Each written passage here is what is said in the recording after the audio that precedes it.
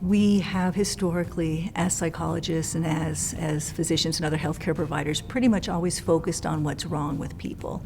And the thinking about what's right about people and what makes them more likely to have good quality of life and be more resilient to pain is a relatively new concept in our field.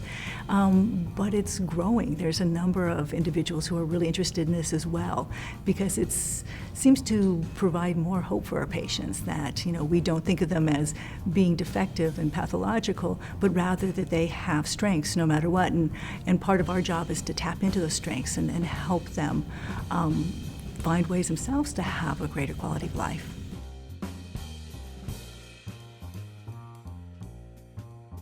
I think what we have found is that most patients are really excited to know that there is some element or some role that they can play in their care.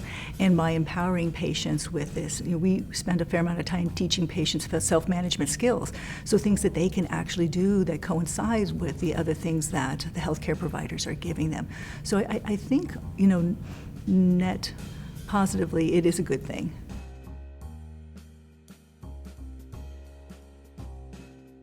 So I think there's kind of two bits of advice that can be useful.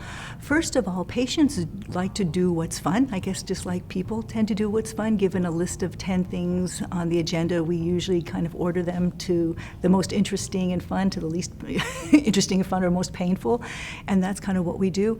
And so recommending to a patient something as simple as taking an hour or two a week and scheduling a positive activity, something that they love doing, some sort of pleasant activity that takes them away from pain and going to see the doctors and all the things that they normally do, but instead kind of enhances their lives. Just making almost a prescription to do that can be really, really useful.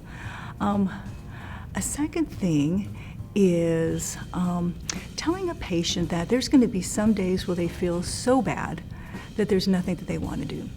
And on those days, that's the very time that you should pick one thing to do, something that is fun and enjoyable and memorable, and just do that one thing.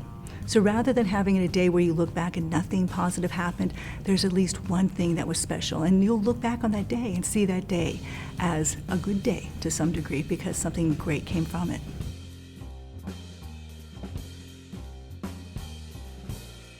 I'm a hardcore psychologist. I came at this problem doing my dissertation in depression and catastrophizing. The real things that we really look at in our patients. And so it kind of took me a while to get comfortable with, with this possibility that resilience is of interest. But I find that most patients take to it.